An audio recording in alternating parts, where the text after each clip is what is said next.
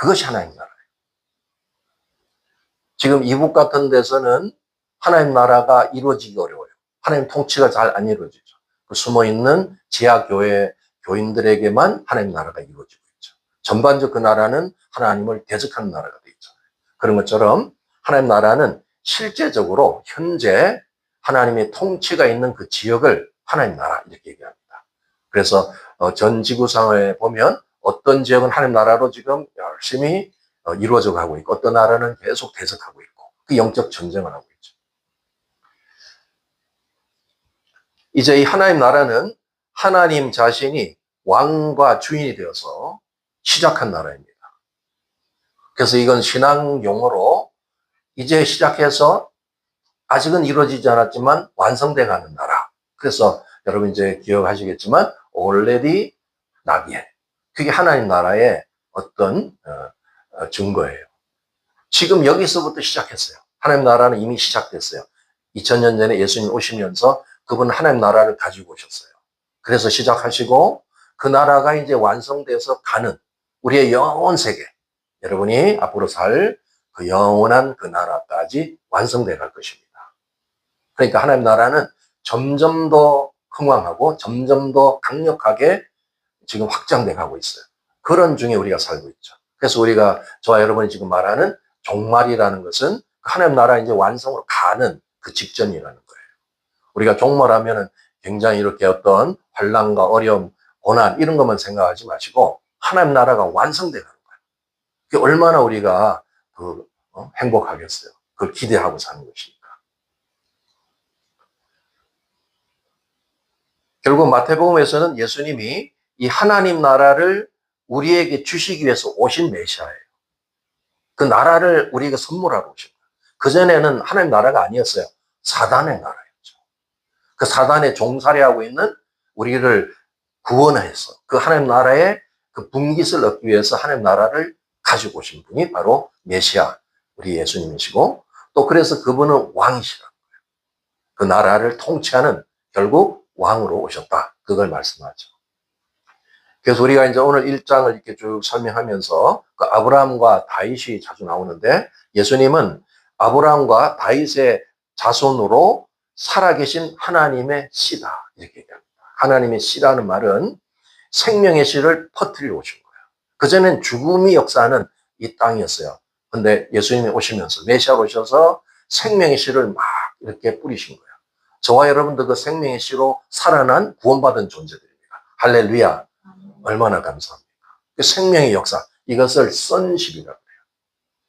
예수님은 바로 이 땅에 하나님의 씨로서 오셨어. 그 sonship을 이루기 위해서 오셨고 결국은 이제 그리스도라는 것은 기름 부음 받은 자라 그런 뜻이죠.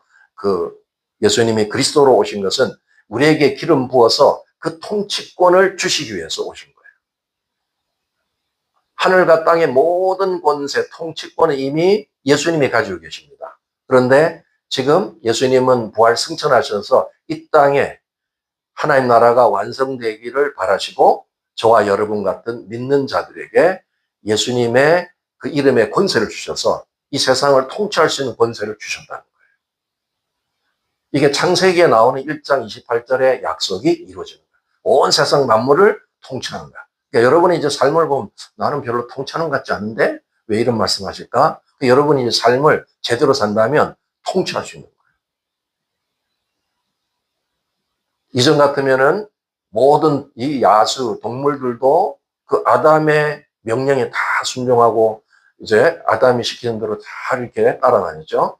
지금 이 세상은 많은 변화가 일어났지만 우리가 이제 영적으로 이런 주권을 가지고 통치할 수 있는 거, 그게 바로 킹십이라고 해요. 예수님은 킹십을 이루시러 오신 거예요. 그리고 우리한테 넘겨주신 거예요. 그게 아주 유명한 부활절 이후에 이제 하나님께서 오순절의 그 경험을 통해서 예수 이름의 권세를 믿는 자에게 성령이 임함으로써 그 권능이 임하게 되는 거. 그러니까 성령을 우리가 받고 이제 성령의 권능으로 사는 자는 이 땅을 통치할 수가 있는 거예요. 그러니까 예수님은 이 두 가지를 위해서 오신 분이에요. sonship을 가지고 생명의 씨를 막 이렇게 뿌리러 오시고 이제 하나님의 씨로서 오셔서 결국은 이 땅에 어둠의 세상을 회복시켜가지고 하나님 나라에 통치하는 나라로 만들어 놓은 겁니다. 그래서 저와 여러분이 실제적으로 이제 모든 종말이 끝나고 이제 천년왕국이 되면 우리 소망이 그렇잖아요. 왕 같은 제사장이 되어서 이 땅을 우리가 통치하게 됩니다. 여러분 그런 거 상상해 보셨어요? 맨날 통치만 받아가지고 잘 이렇게 이해가 안 될지 모르는데 앞으로 여러분이 통치자가 되는 거야. 그러니까 지금 잘하셔야 돼.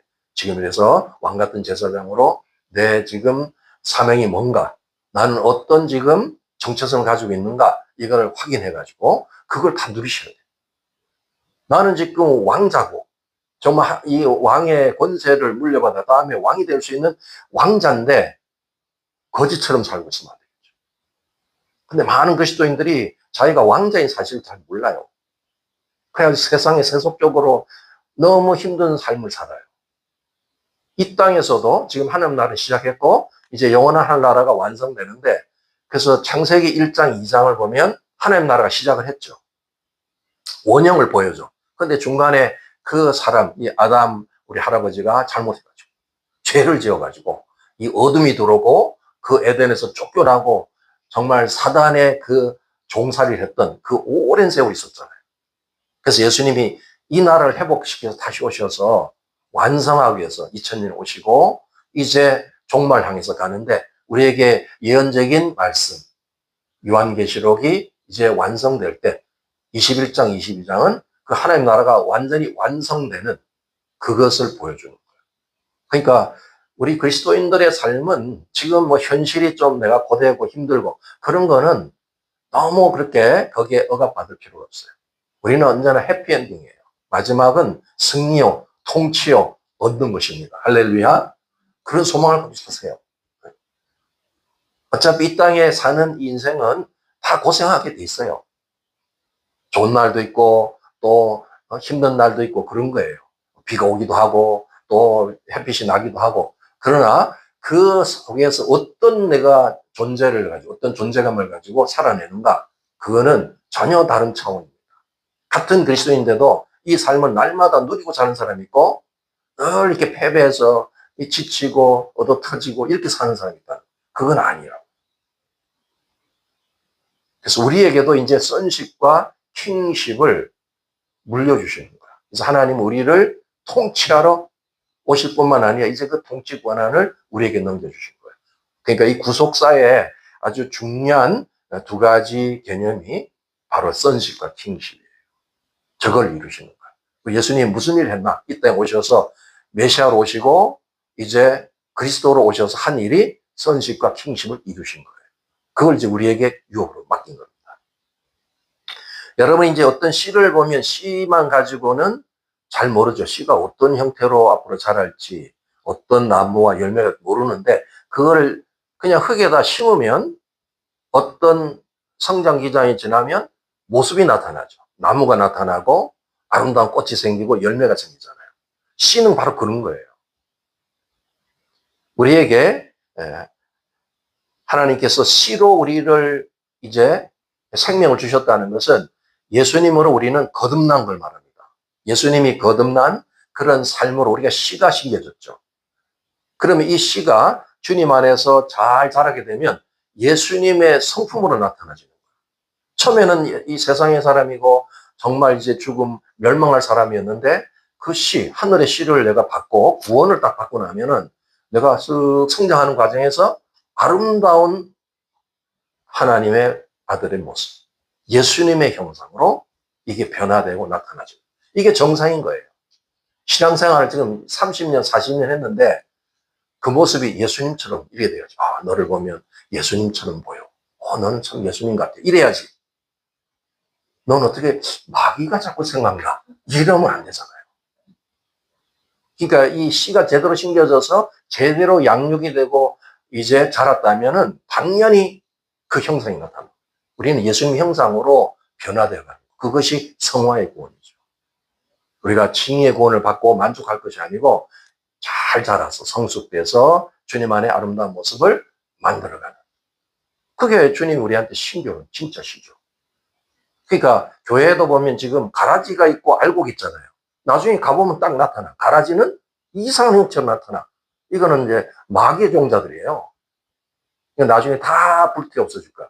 근데 알곡들은 진정한 예수님의 모습으로 나중에 아름답게 성장하고 열매를 맺게 될 거예요. 할렐루야. 그걸 여러분이 소망하셔야죠. 오늘 이제 이 하나님 나라가 어떻게 이 세상을 지금 지배하고 통치하고 있는가. 하나님 나라는 지금 계속해서 확장돼 가는데 그걸 보통 얘기할 때 이 세상의 7산, seven mind molders라고 합니다. 그 뒤에 넘겨보시면 하나님 나라는 구체적으로 이 나라에 들어와서 정복해 가는 거예요. 그 7산이 어디냐? 가정도 그 한 산이에요. 교육, 정치, 경제, 예술 분야, 문화, 특별히 이제 매스미디어 같은 그런 분야 또는 종교. 이렇게 해서 7영역을 7산이라고.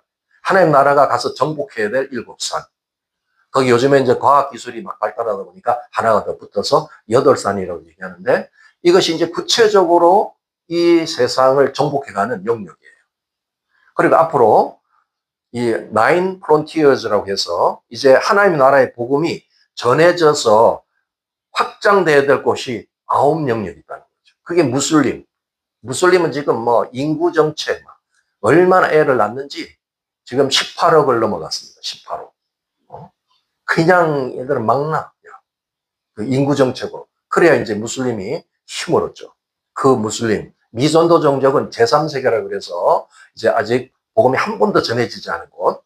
지금 뭐 통계에 의하면은 뭐 몇백 개, 어떤 경우는 뭐 100개 이하라고 얘기도 하는데 지금 엄청난 속도로 미전 종족이 지금 복음화되고 있어요.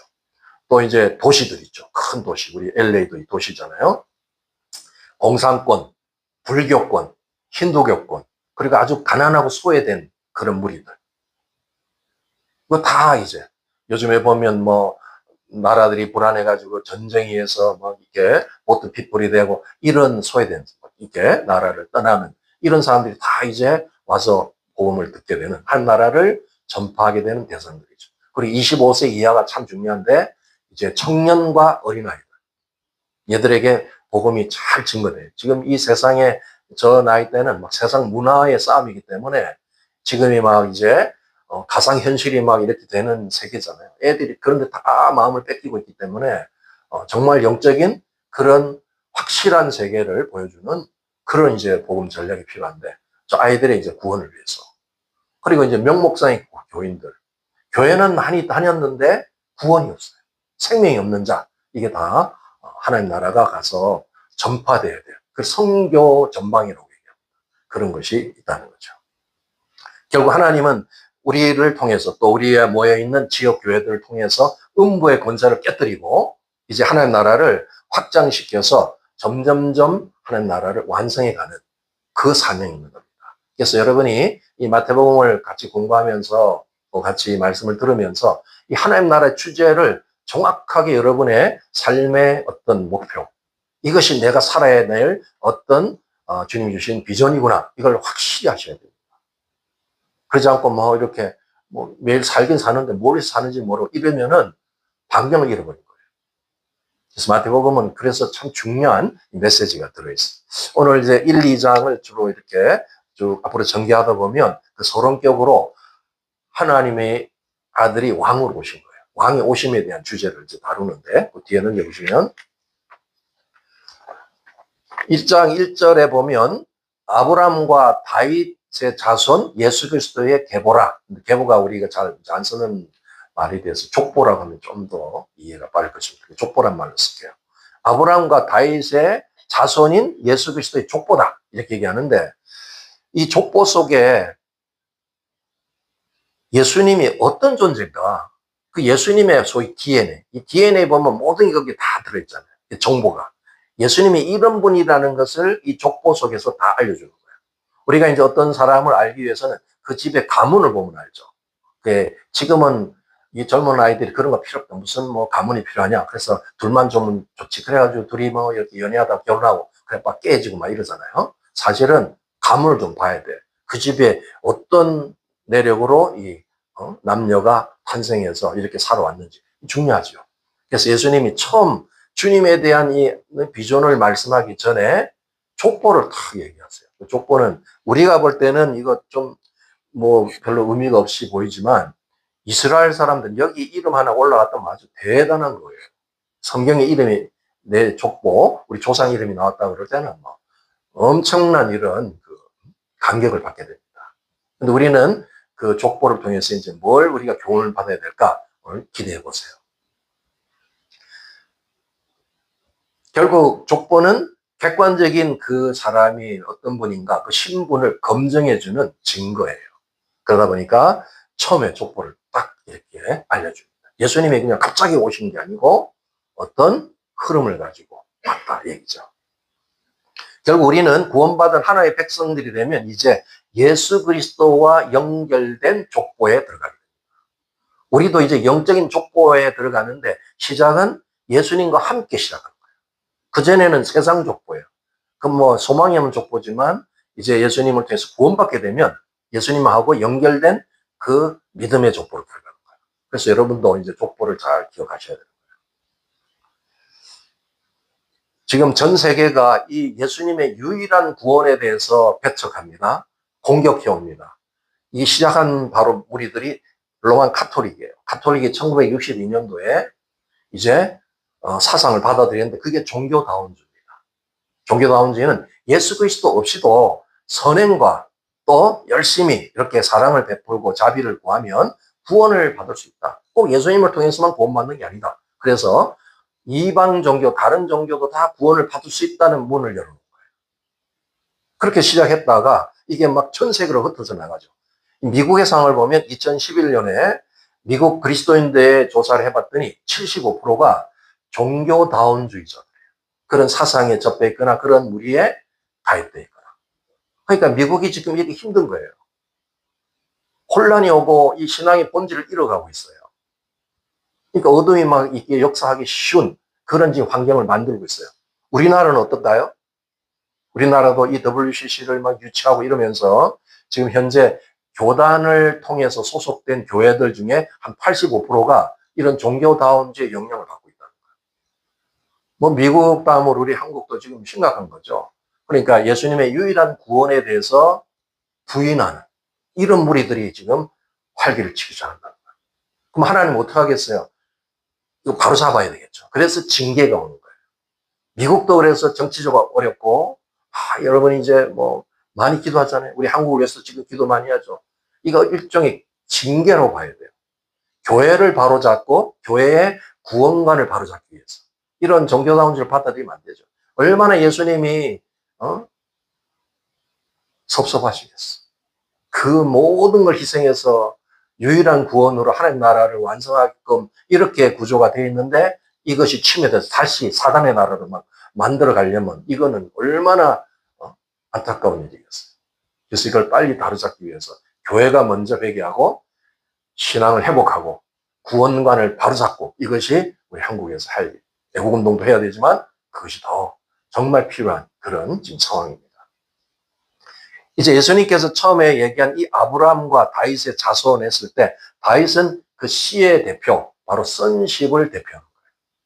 예수님이 sonship과 kingship을 이루러 오셨다고 했었는데 아브라함은 그 sonship을 대표하는, 씨를 대표하는 아브라함의 씨에서 믿음의 자손이 나온 거고 다윗은 kingship의 원형이에요. kingship을 대표하는 하나님 나라를 통치하는 것이 바로 다윗의 상징입니다. 그래서 예수님을 항상 다윗의 왕권을 이루러 온다. 다윗을 굉장히 강조하죠. 물론 개인적인 다윗도 훌륭한 인물이지만 그 다윗에게 약속되어 있는 하나님 나라의 통치, 이걸 얘기합니다. 지금 잘 따라오고 있으시죠?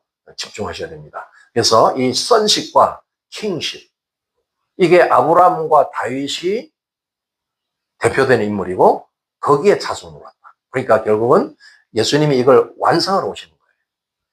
이미 이런 모든 족보와 구약의 역사들을 전부 다 이렇게 종합해서 메시아가 온다 하나님 나라를 완성한다, 이제 모든 걸 성취한다, 약속을 이루게 한다, 그렇게 계속해서 선지자를 통해서 예언이 주어지더니 바로 지금부터 2000년 전에 예수님이 메시아로 오신 거예요. 그래서 저희를 이루시는 거예요.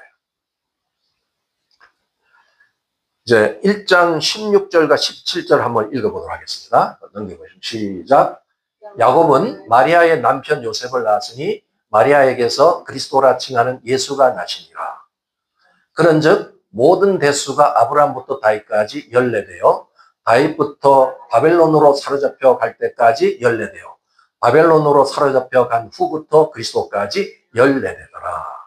이제 오늘 1절부터 17절까지를 좀 마무리할 텐데, 이 족보 속에 뭘 우리가 봐야 되냐면 아브라함적인 믿음의 기초. 우리가 믿음의 조상은 아브라함이라고 그러잖아요. 그러니까 아브라함으로 시작된 그 믿음, 그 기초를 가지시고 이제 다윗처럼 통치하는 모델, 믿음으로 시작한 아브라함의 상징과 이제 다윗처럼, 다윗이 실제 이스라엘 역사 가운데 최고의 나라, 그 당시에는 아주 강대국이었어요. 다윗의 왕국. 주변의 나라들이 다 조공을 바치고 제일 강력한 나라가 됐을 때가 다윗 왕권이에요. 그 다윗처럼 다스리는 예수님의 모델을 보여주는 거예요. 이제 아브라함부터 다윗 왕까지 거기에 예수님은 어떤 암시를 하고 있는가? 예수님이 오셔서 하시는 사역은 아브라함의 믿음을 가지고, 이제 믿음이 중요하잖아요. 모든 걸 믿음을 시작해서 다윗의 신적인 왕권을 사용할 수 있도록 그렇게 오신 거예요. 그러니까 다윗은 예수님을 이렇게 오버랩하는 거예요. 다윗의 왕권이 바로 예수님의 왕권. 그렇게 발전해 가는 거예요. 그래서 이제 아브라함부터 다윗 왕까지 이렇게 얘기하고 있고, 그 다음에 바벨론부터 예수님이 오실 때까지는 실제적으로 그건 이방 땅의 역사죠. 예수님 이제 세상의 7산, 아까 얘기한 세상의 여러 영역, 정복해야 할 영역을 다스리는 다윗의 왕권을 이어받아서 이어받기 위해서 오신 분. 이제 이 세상도 정복해야 되니까. 그래서 이 바벨론 이후에 예수님 오실 때까지 그 모델은 목자가 되신 왕으로서의 예수님. 바벨론 같은 이방 땅에서 이제 준비된 자에게, 거기도 믿음의 사람들이 있다. 그 믿음에 준비된 사람들에게 왕권을 사용하기 위해서 예수님이 오고 계셨다는 거예요. 그래서 이렇게 이제 시대를 끊어가지고 아브라함부터 다윗까지, 또 바벨론의 포로에서부터 예수님까지를 이렇게 설명하는 것은 결국 예수님이 이 선식과 이 킹십을 이루기 위해서 오시는데 아브라함의 그 믿음을 가지고 또 다윗의 왕권을 이제는 사용할 수 있는 그런 권한을 가지고 이 땅에 정복하러 오신 거죠. 이제 역대상 3장을 나중에 여러분들이 이제 한번 보실 필요가 있습니다. 역대상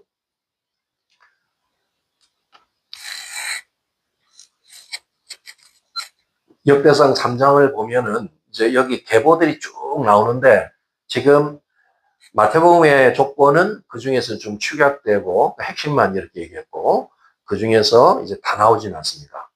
그래서 왜 여기 지금 왕의 족보를 이렇게 알려주는데 예수님의 그 왕의 족보에 빠진 자들이 있다는 거죠. 그걸 한번 조사해 볼 필요가 있죠.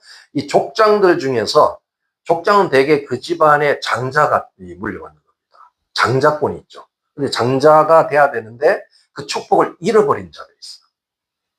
자, 거기 보면 이스마엘이 안 나오죠. 이스마엘은 바로 이 아브라함의 장자긴 하지만 육체의 힘으로 비롯해서 나온 아들이기 때문에 믿음의 계보에서 빠졌어요. 이제 이삭의 장자는 에서죠. 근데 에서는 지금 말하면 유물론자야. 세상을 너무 좋아해. 세상의 가치. 하나님보다 세상을 너무 추구해가지고 그냥 배고프다고 팥죽 한 그릇에 자기 장자권을 팔아먹었어. 아주 경솔한 사람이야. 그래서 메시아 계보에서 빠져나가요. 그리고 이제 장자 중에서 루벤이 나오는데 야곱의 장자 루벤, 그리고 또 다윗의 장자 암논이 나옵니다. 이 두 사람은 다 공통적으로 음란해요. 그래가지고 이 정욕을 행하다가 그냥 장자의 특권을 잃어버립니다. 계보에 안 들어가요. 그럼 보통은 이제 일남 장자가 없으면 그 다음이 가야 되는데 야곱의 이남 시므온하고 삼남 레이가 있잖아요. 근데 이 둘도 다 탈락했어요. 왜냐하면 폭력적이다. 사람 죽이고 이런 일을 주도했어요. 그래서 빼고 사남, 누구예요? 네 번째 아들, 그게 예수님의 계보 유다잖아요. 유다가 네 번째, 그래서 족보에 들어간 거예요. 다 이제 이유가 있어요, 이제 구약을 보시면. 근데 유다의 이제 장자로 넘어가야 되는데, 유다 장자는 엘이에요. 근데 엘이 하나님 보시기에 아주 악한 사람이에요. 그래서 죽였어요, 하나님. 그래서 대가 끊어져 버렸죠. 그리고 이제 이세의 장남이 나오는데, 이세가 8명의 아들이 있었는데, 이 장남 엘리압은 사무엘이 보니까 너무 잘생긴 거예요. 키도 외모도 있고 뭐 잘생겼어. 그래서 좀 택하려고 이랬는데 하나님, 너 아니야. 그래서 선택해서 지어야 됐죠. 이 사람이 외모 중심으로 너무 잘나가지고 너무 능력이 자기가 있다고 생각한 거야. 자신의 능력을 막 드러내서 하나님의 버림을 받았어. 그러니까 너무 잘나려고 애쓰지 마세요. 너무 잘생기면 사람이 교만해. 그래서 하나님께 버림받을 수가 있어. 그러니까 적당하게 생기세요. 그걸 좋아해요, 하나님. 그래, 주님 의지할 거 아니야. 그래서 그 대신에 제일 그 집안에 소외되고 정말 이제 그 관심 밖에 있었던 다윗이 선택되는 거야. 다윗은 정말 이제 어찌 그 역사, 인생 역사를 보면은 그 다윗의 이름이 이렇게 존귀하게 여김받는다는 건 참 영광이죠. 그래서 주님을 전폭적으로 의지하고 어릴 때부터 그 목동 생활하면서 가정 고초를 다 겪으면서 주님을 신뢰하고 정말 주님만을 사랑하는 그런 예배자로 그가 그 예배 영성을 만들어 온 거예요. 그러니까 하나님이 택했다는 거예요. 이제 족보에 보면 4명의 왕이 빠져 있습니다. 그 왕들이 역사가 쭉 진행되는데 그 중간에 이제 여러분이 나중에 확인해 보세요. 요람이 나오고 아사랴가 나옵니다. 아사랴는 우시아라고도 하는데 그 중간에 3왕이 빠졌어요. 아시아, 요아스, 아마샤가 빠졌어요. 예수님 족보에는 안 나와요. 그리고 이제 뭐 요담, 아하스, 히스기야, 요시야하고 여고냐로 바로 넘어가는데 요시야하고 여고냐 사이에 여호야김이 있어요. 결국 저 4왕이 빠졌어요. 그거는 의도적으로 마태가 편집을 한 거예요. 아시아, 요아스, 아마샤, 여호야김은 악한 왕이야. 하나님의 어떤 나라의 일을 위해서 하나님의 뜻을 정반대로 행하고 우상을 막 섬기고 이렇기 때문에 하나님의 눈에 벗어나 버렸어요. 그래서 족보에서 빠진 거예요. 메시아의 족보에는 안 나오는 겁니다. 이 구약의 경우를 살펴보면 죄를 짓게 되면 제사장권을 뺏겨요. 왕권을 잃어버려요. 그리고 장자권을 잃어버립니다. 철저하게 이 구약에서는 죄를 다뤄요. 빨리 회개하고 정말 하나님 마음에 합하지 않으면 다 잃어버려요. 기업을 잃어버립니다. 그러니까 지금도 그 원리는 마찬가지예요. 하나님 주신 기업을 우리가 다 받아 누려야 되는데 죄가 있으면 다 뺏기는 거예요. 세상에 사단에게 다 뺏겨요. 그러니까 이 죄를 철저하게 관리하셔야 됩니다. 이제 우리가 마무리를 좀 할 때 족보에 나타난 이 3세대를 정리를 딱 하면서 다윗의 이름이 부각이 되죠. 근데 다윗을 히브리 단어로 이게 문자화해서 숫자를 딱 매기면 14가 됩니다. 그래서 14대라는 말을 강조해요. 14를 맞춰놨는데 그 전부 다 포인트는 다윗에 맞춰놓은 거예요. 다윗이 그만큼 왕권에 중요하기 때문이에요. 그래서 아브라함부터 다윗까지가 14대인데 이 시대는 어떤 시대냐? 다윗 왕가가 이제는 기원하는 거예요. 다윗 왕가 왕권이 생기고 이제 성과 아름다운 성전을 세우는 업적을 남깁니다. 그 시대예요. 뒤로 넘기세요. 그 다음에 다윗서부터 바벨론 포로까지 이 14대 이것은 다윗 왕가가 이제 쇠퇴버려요. 솔로몬 지나서 그 다음 아들 때 막 쇠퇴기 시작하죠. 그래서 이제 우상숭배가 이루어지고 성과 성전을 다 뺏기고 아주 회파되는 시기입니다. 다윗 왕가가 쇠퇴버린 시기예요. 그리고 이제 나라를 잃고 바벨론 포로로 잡혀가죠. 바벨론 포로에서 그리스도가 오는 그 14대까지는 또 다시 이제 다윗 왕가가 재건되는 거예요. 다시 잃어버렸던 성전을 다시 세우고 성을 재건하는. 그래서 이제 이 배경을 갖고 그리스도 오셔서 다윗의 왕권을 재건하는 그런 겁니다. 그러니까 이제 14대로 딱 나눠놓은 거를 간단히 요약하면 첫 때는 다윗 왕가가 시작되고 영광을 누리던 때. 그 다음 14대는 다윗 왕가가 쇠퇴하고 몰락하던 때. 마지막 14대는 다시 다윗 왕가가 재건되는데 이걸 이루시기 오신 분이 바로 그리스도라. 그리스도 오셔서 완전히 다시 시작하는 겁니다. 이제 여러분이 가끔 이렇게 예수님 족보를 읽다 보면 막 이렇게, 뭐 성질을 내는 분 있어. 왜 이런 여자들이 들어왔나 이러면서 막 좀 문제 여자들이 5여자가 나오거든요. 여자인데도 여러분이 막 기분 나빠하는 사람이 많아요. 이 다말이라는 여자가 나오죠. 다말은 시아버지 유다하고 관계를 해가지고 애를 낳았어요. 우리가 볼 때는 정말 못됐구나. 어떻게 저렇게 음란할까? 이 정욕쟁이 이렇게 생각하는데 그게 아니에요. 이스라엘 여자들은 애를 못 낳으면 저주를 받았다고 생각합니다. 왜냐하면 자기가 낳는 아이 중에서 메시아가 올 수 있다는 가능성을 늘 가지고 있어. 내가 애를 낳지만 얘를 통해서, 이 가계를 통해서 메시아가 올 수 있다고 믿었기 때문이죠.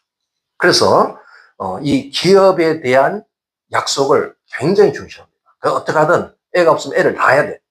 그 집안에 애를 얻기 위해서. 그런데 이 시아버지가 기회를 안 주잖아. 넌 혼자 그냥 애 없이 살아. 이러니까 열받아가지고 기도하다가 작전을 쓴 게 바로 시아버지를 공격해가지고 애를 낳은 거야. 그래서 그것도 쌍태를 얻었잖아. 쌍둥이를 얻었어요. 한 번에. 계속 관계한 거 아니야. 한 번이에요. 그런데 이 베레스와 세라를 낳고 베레스를 통해서 이 메시아 가문이 이루어집니다. 그 다음에 이제 라합이라는 여자가 나오죠. 라합은 여리고의 기생이었어요. 히브리어로 그 기생을 뭐라고 하냐면 자나. 이름도 자나야. 지금 말하면 이제 좀 이렇게 지금 여성이죠. 근데 이 가나안 땅에 사실은 진멸받아야 될 대상이에요. 원수예요. 그런데 하나님의 구원을 붙들고 간절하게 자기 구원해달라고 그랬죠. 결국 이 소원이 이루어지고 그 살몬이라는 사람하고 결혼해가지고 보아스가 탄생해요. 이제 보아스하고 또 관계되는 사람이 룻이죠. 룻이라는 이 여인은 정말 저주받은 모압 족속이에요. 모압 족속은 이스라엘의 이제 총에 못 들어갑니다. 아예 이 족속은 제외시켰어. 그런 족속이었다가 또 유대 가정이지만 저주받은 유대 가정의 과부 며느리예요. 희망이 없죠. 그런데 소위 고엘, 기업을 물으는 그 집안의 고엘을 통해서 보아스가 그 고엘을 물어줬기 때문에 경락이 된 거예요. 그래서 메시아 계보에 들어간 거예요. 다 이 사연들이 있습니다. 이제 성경에는 우리 마태복음에는 바세바란 말은 안 나오지만 우리아의 아내 얘기 나오죠. 우리 아내가 바세바죠. 외간 남자 다윗하고 간통해가지고 부정을 저질렀어요. 그래서 첫 아들은 저주받아서 죽고 그 다음 아들 솔로몬이 이 구원사, 바로 구속사에 들어갑니다. 그 메시아 계보에 들어가는 거죠.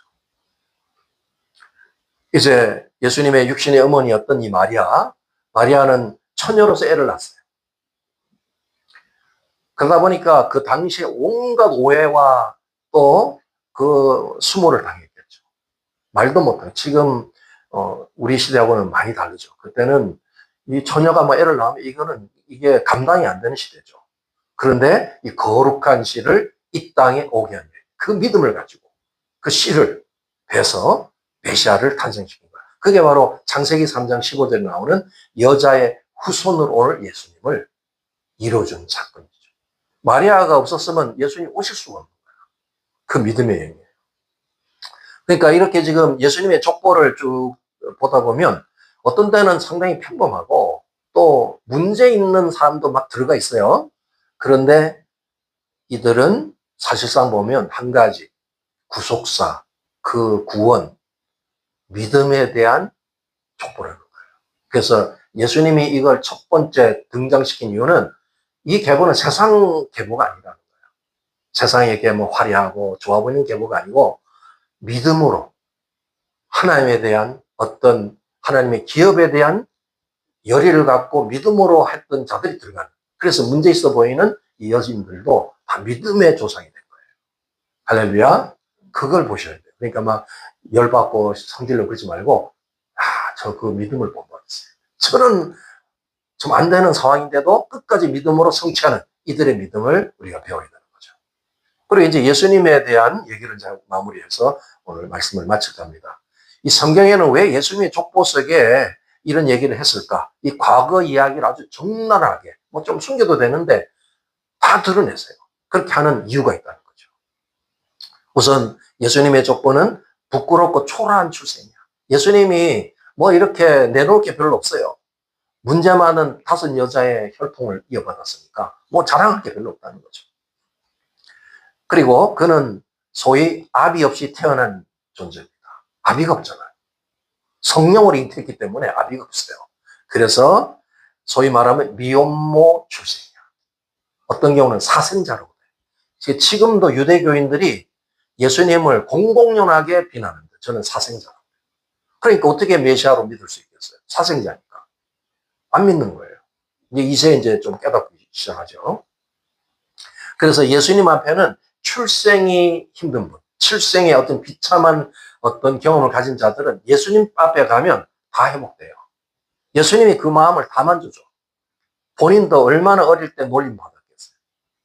여기 뭐 얘기는 구체적으로 안 나오지만 짐작하건대 얼마나 비난을 많이 받는지 몰라요. 벌써 막 소문이 이상한 소문. 다 가짜죠. 그거. 쟤도 이해를 못한 그런 거니까 이렇게 미혼모로 사는 사람들, 거기서 태어난 사람, 고아, 소외된 사람들은 예수님께 오면은 충만하게 예수님의 사랑을 통해서 다 회복돼요. 그러니까 그렇게 방황하고 고민할 필요 없어. 예수님 앞에 와서 예수 만나고 치유받으면 돼요. 그게 이제 예수님의 또 특징이죠. 이제 그가 살았던 고향 나사렛. 이 나사렛은 지금 말하면 깡촌이 해놨잖아요. 깡촌. 소망이 없는 곳이야. 발전도 없고 그 깡촌이야. 그래서 나중에는 예수님의 제자가 됐지만 나다나엘이라는 사람이 나사렛에서 굉장히 부정적인 시각을 갖고 있었어요.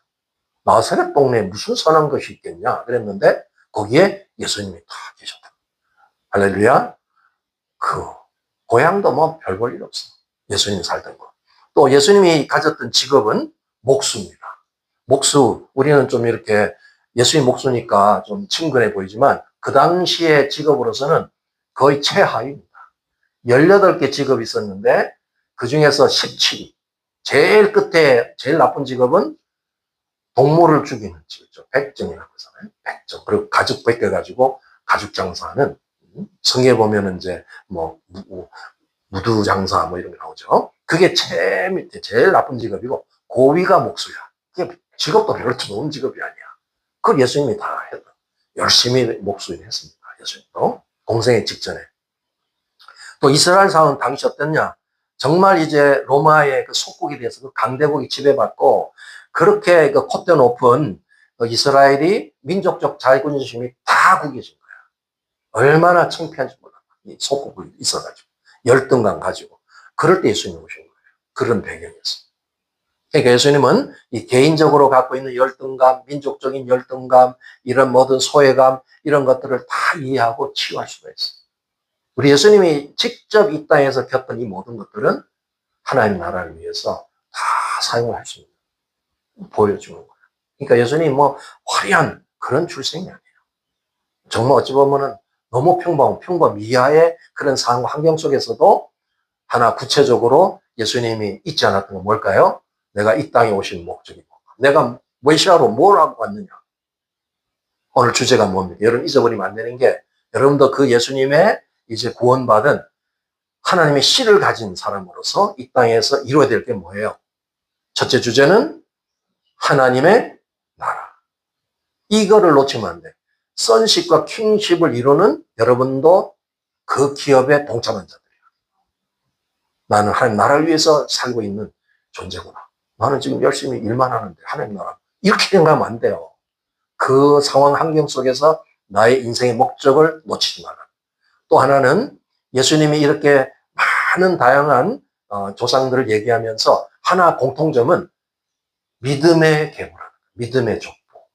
여러분도 이제 예수님을 통해서 새로운 믿음의 족보에 들어갔으면 여러분이 믿음의 자손을 내야 돼. 물론 육적 자손도 많이 나오면 좋죠. 근데 이제 지금 보면 좀 힘들 것 같고 믿음의 자손을 많이 맞아요. 그래서 믿음의 계보. 우리 조상에 누가 있구나. 우리 유전선이 있네. 뭐 이렇게 뭐 그거 기쁨이 되잖아요. 믿음의 자손을 주렁주렁 낳는 저와 여러분 되시길 축복합니다. 그래서 오늘 이 말씀을 통해서 우리가 기도해야 될 많은 내용들이 있는데 이 하나님 나라를 우리는 확장해가고 이제 믿음의 계보를 이루어가는 그런 저와 여러분 될 것을 예수님으로 축복합니다. 같이 기도하겠습니다. 우리 각 지체들이 이제 하나님 나라의 그 사명을 잊지 않고 이 사명을 감당하게 해달라고 기도하시고, 또 각자가 처한 자기의 일곱 산이 뭔가, 이 일곱 산의 세상 일곱 산 영역을 나는 정복하는 사명을 가지고 있다. 그걸 놓고 기도하시고, 또 우리가 믿음 생활을 충분히 함으로써 이제 믿음의 계보에 들어가고 믿음의 자손을 낳는 일을 하기 원합니다. 그걸 위해서 기도하시고, 우리 한국과 미국이 결국 하나님 나라가 돼야 돼요. 하나님 나라를 이루고 하나님 나라의 확장과 통치를 받는 나라가 되게 하고, 우리 주여 삼창하시고 간절히 통성으로 기도하시겠습니다.